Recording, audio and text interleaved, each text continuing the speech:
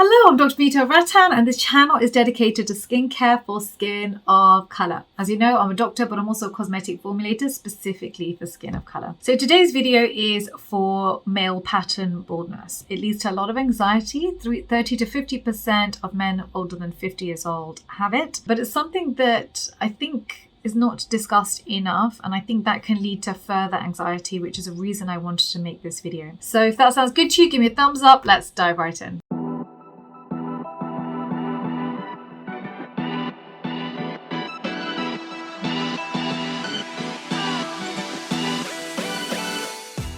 First of all, the correct terminology is called male androgenetic alopecia. So let's talk about the cell cycle. So the hair cell cycle starts off with anagen. This is the growth phase.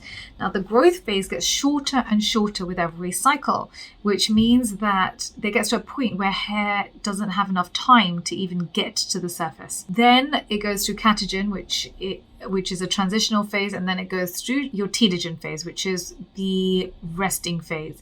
Now what happens is the resting phase stays the same, but miniaturization takes place of the hair follicle. This miniaturization process is regulated by dihydrotestosterone. So that really is the enemy of your hair follicle. So what happens is testosterone converts to dihydrotestosterone using the enzyme type 2,5-alpha reductase. So oral daily finasteride, which is the classic treatment that is given, combines irreversibly with this enzyme and so prevents testosterone converting to dihydrotestosterone. This is how it helps with baldness and hair growth. So with finasteride, it tends to be 1 milligram a day. It does help prevent hair loss and improve hair growth.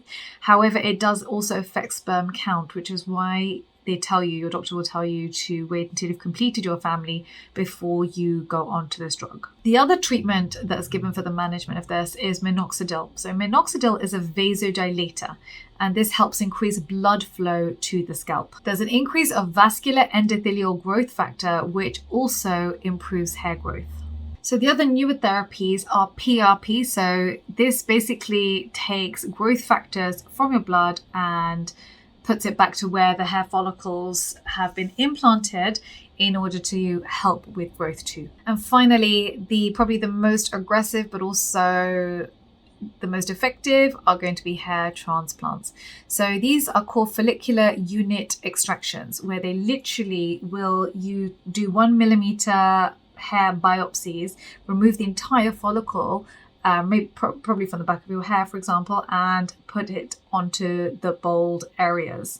Basically, they microblade it back into the skin again. The disadvantage of this is the cost and the time. I think the area that we don't discuss enough, however, is the health of the scalp. 70% of us have dandruff and irritated scalps. This can lead to brittle hair growth and poor hair growth. What you want to do is steer clear of shampoos and conditioners that contain fragrance. I tend to use medicated shampoos with 2% ketoconazole in them because I know it has no fragrance in it, but it's also anti-dandruff, and that does help with giving you a healthy scalp that's non-irritated and allowing strong hair to grow. I would avoid these 2-in-1 shampoo conditioners. I don't even know why they get made. I just feel like it's so unfair on men, as if they're so busy they just can't shampoo and then conditioner. It's important that you shampoo first, because the shampoo is what's going to remove the dirt from the skin, but conditioner is only for the ends of your hair. So you don't want to condition your scalp. That's quite important to know as well. And the other big thing is traction. So you don't want to be pulling your hair.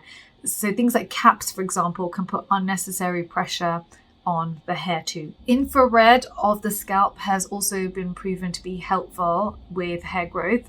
So you do get infrared helmets that you can wear. I would avoid this on the face for skin of color, but I'm not really worried about hyperpigmentation on the scalp from infrared. Cost benefit works out better for you because hair growth is the fundamental issue. The other important thing that you really want to be consuming and ensure you're consuming is enough protein. So collagen is essentially just protein. And as we age, our diet does change. But you want, especially for men, and if you are in the gym or you're weightlifting, you want to ensure you're consuming enough protein, because the least important organs of your body are your skin, your hair, your nails. These things just aren't important to your survival. All your protein is going to go to your heart, your kidneys, your liver. So you need to ensure that you're eating adequate amounts for your weight so that you are getting collagen to your hair, skin and nails in order to strengthen them. If you are experiencing baldness and you're getting sunburn, it is obviously important to be wearing your sunscreen. So I always say go for a mineral sunscreen. So that's zinc oxide sunscreen. This is Inzincable, which is 17% zinc oxide, SPF50 broad spectrum. The reason is that your skin is being inflamed by UV. And so ideally, I'd rather you go for a mineral sunscreen, which doesn't enter the bloodstream and is anti-inflammatory, over a chemical sunscreen, which does enter the bloodstream, urine, etc. Right, don't forget, I'm in the comment section for 1 hour at the launch of every single video, so make sure you hit that notification bell. If there are any other videos you want me to make for you, for men specifically, can you write it down below for me, because I don't feel like I serve you enough. So please, just honestly, no taboo topics, you know, just ask your question, because if you've got a question that you have felt awkward asking, I'm sure thousands of others feel the same way. So just please do write down below. Don't forget to download your free guide for skin of color, which link is down below too. And don't forget to follow me on Instagram at the Hyperpigmentation Clinic and Skincare by Dr. V, and on TikTok, which is Dr. Vanita Rattan. Thank you very much. Bye.